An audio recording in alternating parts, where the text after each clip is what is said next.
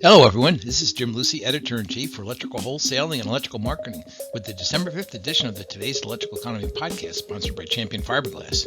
Champion began producing epoxy fiberglass conduit and fittings in 1988, and in 1989 developed the first conduit from epoxy resins that had flame resistance and low smoke characteristics. In today's podcast, we're going to take a look at all of the 2022 distributor merger and acquisition activity, and then learn which local marketers offer the most industrial sales potential.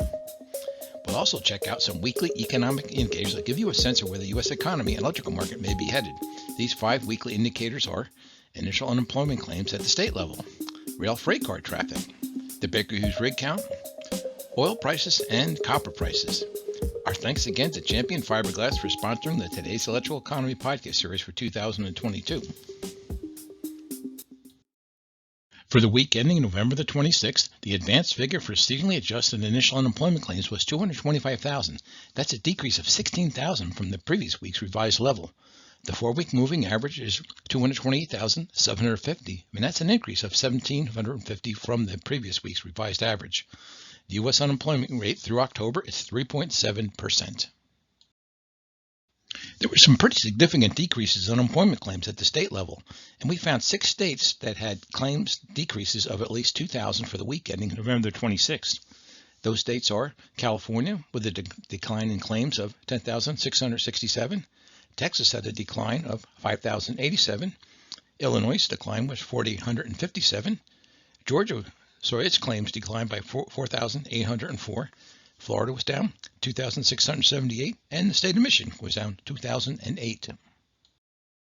Surprisingly, few states had increases in unemployment claims for the weekend of November the 26th, and when there were only 4 states that had increases in claims topping 200. Those states were Wisconsin saw an increase of 1,549, Connecticut was up 1,026, Ohio's claims were up 534, and the state of Tennessee was up 203. One of the most interesting leading indicators for the overall U.S. economy is freight rail traffic. It's a measure of the amount of raw materials and finished goods being shipped by rail. The best source for this data is the American Association of Railroads, or AAR. It publishes this data weekly. There's been a lot of talk about freight rail traffic in recent weeks because of the resolution of the strike for workers in the freight rail industry. For the past week, total U.S. weekly rail traffic was 413,305 carloads and intermodal units, and that's down 4.1% compared with the same week last year. Total combined U.S. traffic for the first 47 weeks of 2022 was 23,190,907 carloads and intermodal units. That is a decrease of 2.5% compared to last year. As has been the trend for most of 2022, more of the individual freight categories were in the red rather than on the green side of the ledger in the November 26 data. The good news is that several key categories had decent growth. The non-metallic minerals were up the most at 4.2% compared to this time last year. That was followed by coal being up 3.4%, and we had farm products, excluding grain and food, and motor vehicles and parts, both up 3.2%. Biggest decliners were petroleum and petroleum products at minus 8.4% growth compared to this time last year, and metallic ores and minerals, which was down 7%. If you track the oil market, you are probably familiar with the Baker Hughes rig count, which tracks the oil and gas rigs that are operating. The data is available each week by state, by basin, and nationally at www.rigcount.bakerhughes.com. This slide gives you an idea of the largest oil and gas deposits.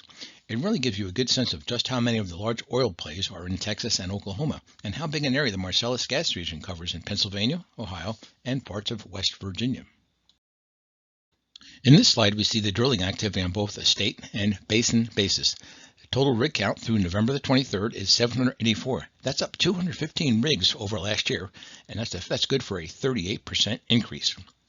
With 372 active rigs, Texas remains the nation's largest oil market, and it showed also the biggest increase, with 99 more rigs operating now than were operating at this time last year. With 72 more rigs operating now compared to 2021, the Permian Basin again counted for the biggest chunk of this increase. New Mexico also had an increase over the past couple of weeks, and it's up two rigs in the latest data. It's the only state besides Texas with more than 100 rigs operating. It has 105 rigs operating, and that's 22 more than last year. Prices for West Texas Intermediate oil are back up over $80 per barrel after spending a few days in the $70 per barrel range. They hadn't spent any time south of $8 a barrel since September. Interestingly, last December, WTI spent the entire month in the $60 to $70 range and first broke into the $80 range per barrel on January 11th of this year. The WTI never looked back on its march to more than $100 a barrel, where it lived for quite a bit of the time during the first half of this year. The prices began dipping below the $100 level in July. Economists like to call copper pricing Dr. Copper because it's the leading indicator for future economic activity. And that's because copper is used in so many different industries, with the construction industry among the leading markets because of how widely used it is in wire and cable and copper plumbing pipe. Over the past week, copper prices made a move out of the $3.60 per pound range and pushed it up into the $3.80 per pound range.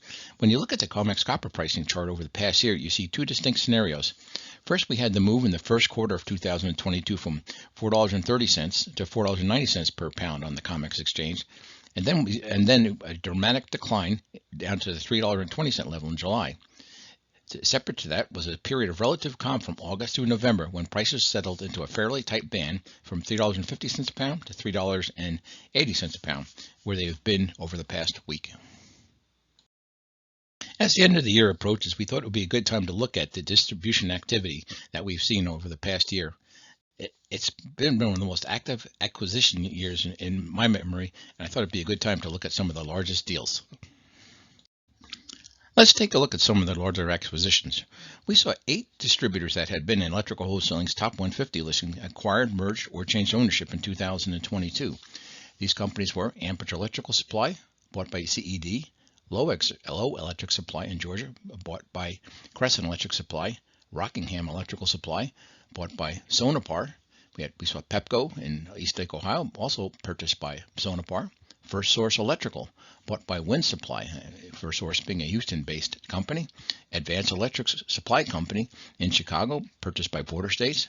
Horizon Solutions in New England and upstate New York, purchased by Rexel. And Elliott Electric Supply bought Kansas City Electrical Supply. When you take a look at the number of actions, we have about 20 different deals that we were able to report on over the past year so far.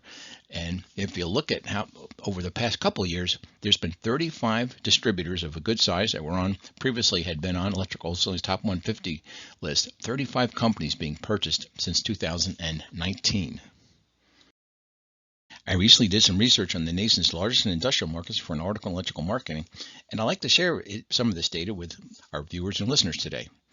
We'll be looking at the 10 largest markets, and if you need sales estimates for the industrial market potential in more than 300 other metropolitan statistical areas, it's available and updated quarterly as part of an electrical marketing subscription, which goes for only $99 per year. With more than $1.2 billion in estimated industrial sales potential, the Los Angeles, Long Beach, and Anaheim metropolitan statistical area is ranked number 1.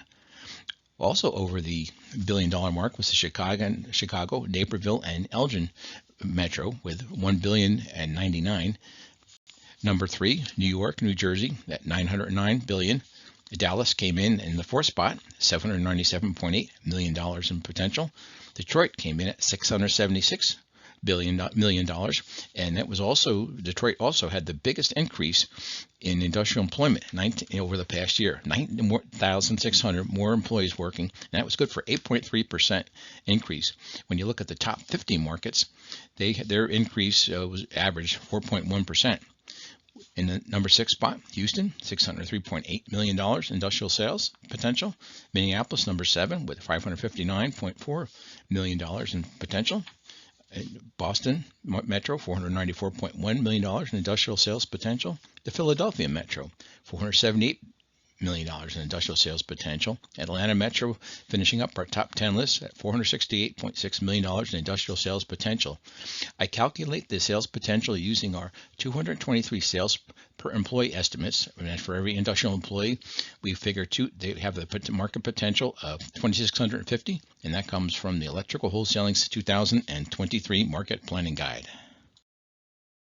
A special thanks today to the folks from Champion Fiberglass for sponsoring the Today's Electrical Economy podcast series in 2022. They'll also be our sponsor for the series in next year in 2023. please contact me if there's any other type of economic data you'd like us to cover in this podcast. If there's any other information of our merger and acquisition list or that industrial market potential that we were discussing. Our next presentation will be on Monday, December the 19th. And until then, stay happy, be healthy. Look forward to talking with you in 2 weeks.